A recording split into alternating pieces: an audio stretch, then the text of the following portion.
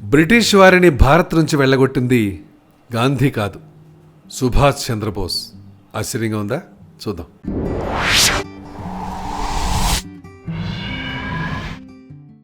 గాంధీ కాదు, బ్రిటిష్ వారిని భారత్ నుంచి వెళ్ళగొట్టింది సుభాష్ చంద్రబోస్. జనవరి 23న నేతాజీ సుభాష్ చంద్రబోస్ జయంతి. నేతాజీ సుభాష్ చంద్రబోస్ కనబడకుండా పోయి 70 ఏళ్లు దాటినా భారత ప్రజల్లో ఆయన ఆచూకీ గురించి, ఆయన అదృశ్యం వెనుక దాగి ఉన్న రహస్యాల గురించిన ఉత్కంఠ ఏమాత్రం చెక్కు చెదరకుండా అలానే ఉంది. ప్రపంచ చరిత్రలోనే ఇదొక అద్భుతమైన విషయం. భారత ప్రజలు నేతాజీని అంతగా ఎందుకు ఆరాధిస్తున్నారో తెలుసుకోవాలంటే అసలు ఆ మహావీరుడు దేశానికి చేసిన మహోన్నత సేవలను తెలుసుకోవాలి. నేతాజీకి సంబంధించి రహస్యంగా ఉండిపోయిన రికార్డులు, ధృవపత్రాల నుంచి లభ్యమవుతున్న సమాచారాన్ని బట్టి ఆయన బ్రిటిష్ సామ్రాజ్యంపై ఎంత బలమైన దాడి చేశారో తెలుస్తోంది. ఆ వివరాలన్నీ వెలుగు చూడకపోవటం నేతాజీకి, ఆయన సహచరులకు తీరని అవమానమే. స్వాతంత్రోద్యమంలో నేతాజీ సుభాష్ చంద్రబోస్ పోషించిన పాత్ర నిరుపమానమైంది. 1947లో బ్రిటిష్ వారి నుంచి అధికారాన్ని అందుకున్న కాంగ్రెస్ నాయకులు తమ రాజకీయ స్వార్థం కోసం నేతాజీని, ఆంగ్ల పాలకులపై ఆయన నడిపిన అద్భుత పోరాట విశేషాలను పూర్తిగా నిర్లక్ష్యం చేశారు. ఇక్కడ గమనించాల్సిన విషయం ఏంటంటే, 2వ ప్రపంచ యుద్ధ కాలంలో భారతదేశంలో స్వాతంత్రోద్యమం ఉధృతంగా సాగలేదు. నేతాజీ మాత్రం 2వ ప్రపంచ యుద్ధాన్ని ఒక మహదవకాశంగా తీసుకున్నారు. ఇదే ఆఖరి అవకాశంగా ఒక్క 6 నెలలు ఉధృతంగా పోరాడినట్లయితే మనం స్వాతంత్ర్యం పొందగలమని కాంగ్రెస్ వారిని కోరారు. అయితే ప్రపంచ యుద్ధంలో తలమునకలుగా ఉన్న బ్రిటిష్ అధికారులపై మరింత ఒత్తిడి తెచ్చేందుకు గాంధీ గారి నాయకత్వంలోని కాంగ్రెస్ సుముఖత వ్యక్తం చేయలేదు. కాంగ్రెస్ యొక్క వైఖరికి విసుగెత్తిపోయిన సుభాష్ చంద్రబోస్ దేశాన్ని విడిచి వెళ్లిపోయారు.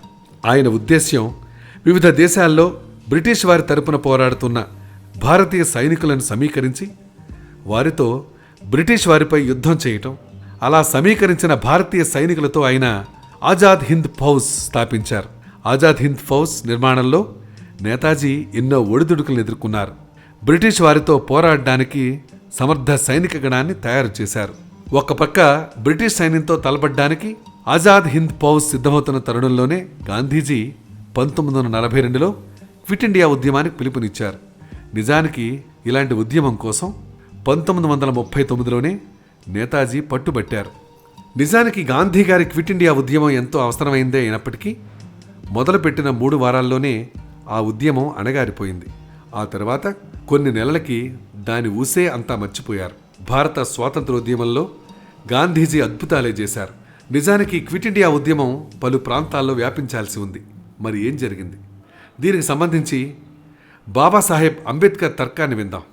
బీబీసీకి చెందిన ఫ్రాన్సిస్ వాట్సన్కి 1955 ఫిబ్రవరిలో ఇచ్చిన ఇంటర్వ్యూలో బ్రిటిష్ వారు 1947లో భారతదేశాన్ని విడిచి వెళ్లిపోవడానికి గల కారణాలను వివరించారు అంబేద్కర్. ఉన్నట్టుండి హఠాత్తుగా 1947లో బ్రిటిష్ వారి నుంచి మనకు అధికార మార్పిడి ఎందుకు జరిగిందో తెలియదు. బ్రిటిష్ ప్రధాని మిస్టర్ అట్లీ భారతదేశానికి స్వాతంత్రం ఇచ్చేందుకు అకస్మాత్తుగా ఎందుకు అంగీకరించాడో అర్థం కావటం లేదు. దీని వెనుకున్న రహస్యం ఆయనకే తెలియాలి. బహుశా ఆయన రాయబోయే ఆత్మకథలో ఈ వివరాలు వెల్లడిస్తాడేమో అని అంబేద్కర్ అన్నారు. బాబాసాహెబ్ అంబేద్కర్ మరణించడానికి 2 నెలల ముందు అంటే 1956 అక్టోబర్లో క్లెమెంట్ ఆట్లీ ఒక రహస్య ప్రైవేట్ ఉపన్యాసంలో అసలు విషయాన్ని బయటపెట్టాడు. వాటిని గ్రహించటానికి బాహ్య ప్రపంచానికి 2 దశాబ్దాలకు పైనే సమయం పట్టింది. కాంగ్రెస్ వారి క్విట్ ఇండియా పోరాటం కొన్నేళ్ల కిందటే ముగిసిపోయింది. కనుచూపు మేరలో పోరాటాలు లేవు. మీ పాలనకు వచ్చిన ఇబ్బంది లేదు.